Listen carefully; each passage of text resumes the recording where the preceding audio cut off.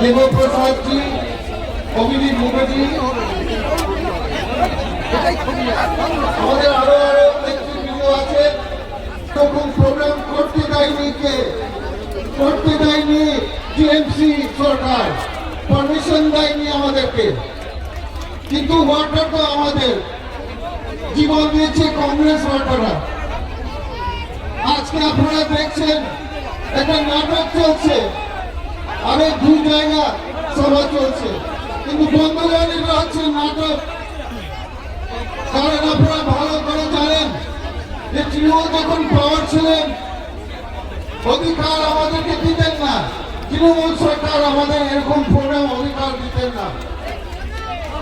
আজকে আমি খুব দুঃখিত যে পুলিশ আমাদের পিসিসি প্রেসিডেন্টকে অনুমতি দেওয়ার পরেও কিন্তু অনেক জায়গা অত্যাচার হচ্ছে।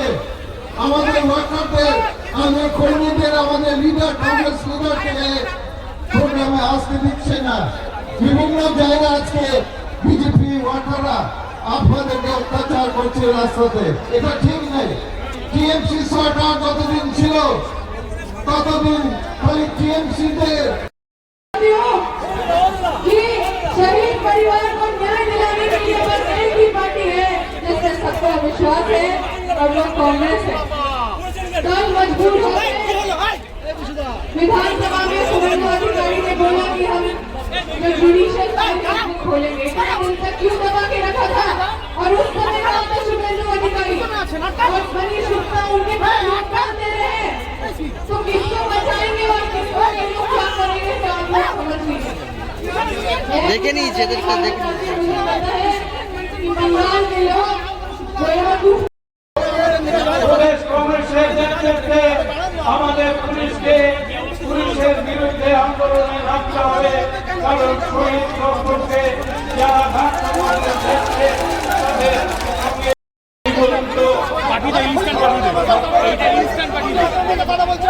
তিনি কিন্তু আমাদের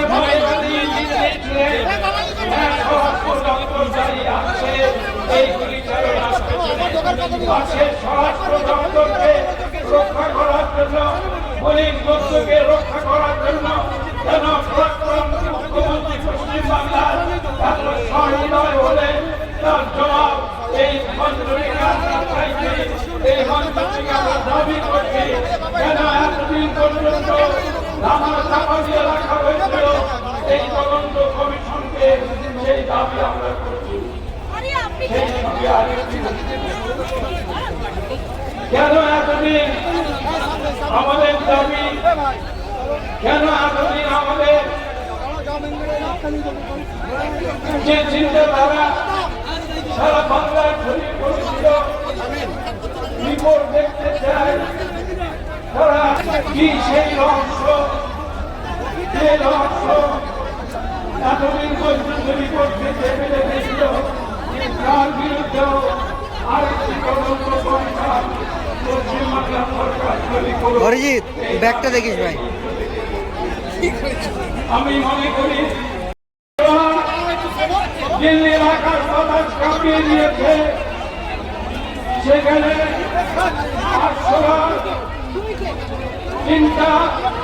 800 নাম করে যে তরুণ সমাজ, তরুণ সমাজ এগিয়ে এসেছে,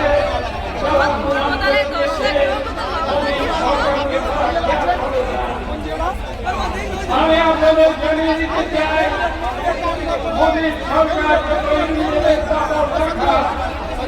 যতই ক্ষমতার লড়াই করুন না কেন, আগামী 29 কিন্তু বিজেপি ভারতবর্ষের ক্ষমতা আর রাষ্ট্রের পারবেন না।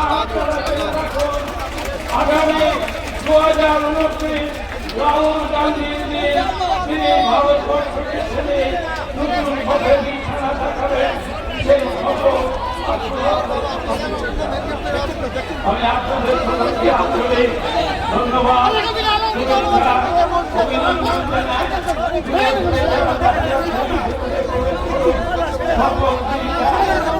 কংগ্রেসের আন্দোলন আন্দোলন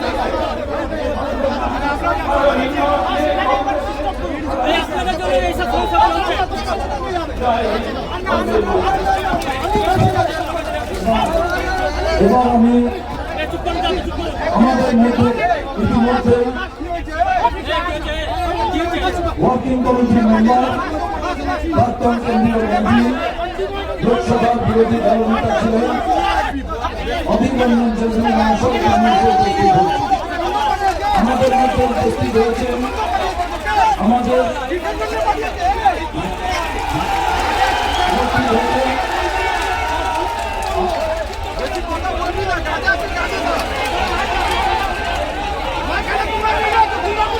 আমাদের মধ্যে উপস্থিত হয়েছেন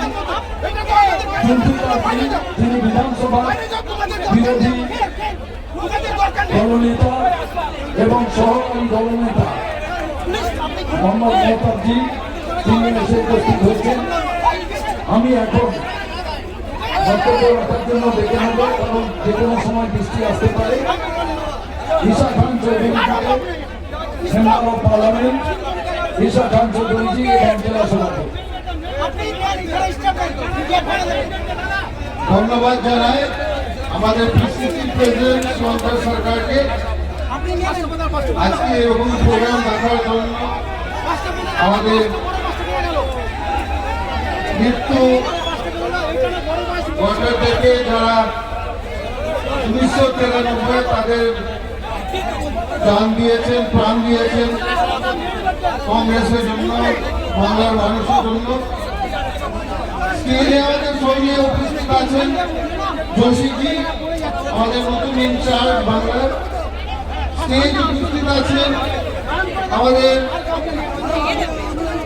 আম্বা প্রসাদ জি, উপস্থিত আছেন আমাদের প্রতুল মন্ত্রী সাহেব, অজয় বাবু, কৃপাদাস মুন্সি জি, ভট্টাচার্য জি, এআইসিসি থেকে, পিসিসি থেকে, আর আপনারা এসছেন গোটা বাংলা থেকে। আমি আমার শুভেচ্ছা এবং ভালোবাসা জানাই আসার জন্য। আপনারা জানেন যে 15 বছর কংগ্রেস পার্টি এরকম সাইড মিররের সামনে আমাদের রাজনীতির চিন্তার ভিতরে একটা গণতান্ত্রিক প্রকরণ রয়েছে সবসময়। আমরা মনে করি গণতান্ত্রিক পদ্ধতিতে আমাদের কাজ করতে হবে।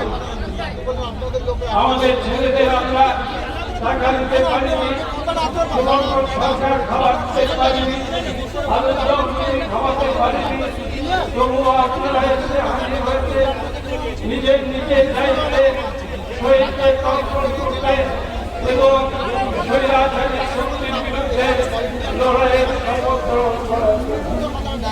সেজন্য আপনাদের সম্পর্কে আন্তরিক ধন্যবাদ।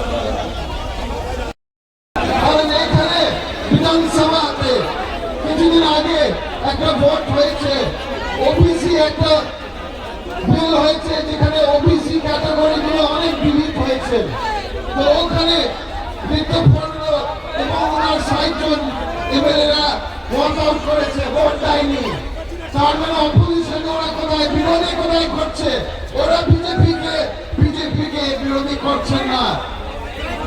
তারা খুব ইন্টারেস্ট আছে, তাদের কোনো কথা 60 জন এমএলএ যারা ছেড়ে চলে গেছেন টিএমসি কে, বিশ্বাস করবেন না, তারা বিজেপিকে সহযোগিতা করছেন। আর একটা কথা আপনি শুনেছেন নিশ্চয় যে বিজেপি মুখ্যমন্ত্রী বলেছেন যে উনি দুর্নীতিকে বন্ধ করবেন এবং যে দুর্নীতি করেছেন টিএমসি সরকারের সময় উনি তদন্ত করবেন, ধরবেন। কিন্তু আপনাদেরকে বলে যে অডিটর জেনারেল বাংলার বলেছেন, অডিটর জেনারেল বেঙ্গল বলেছেন যে 2.5 লক্ষ কোটি চুরি হয়েছে, মিসিং হয়েছে, গায়েব হয়েছে বাজেটে। 2.5 লক্ষ কোটি টাকা বাজেট থেকে গায়েব হয়েছে। এটা শুভেন্দু বাবু বলেছেন যে উনি তদন্ত করবেন। খুব ভালো কথা।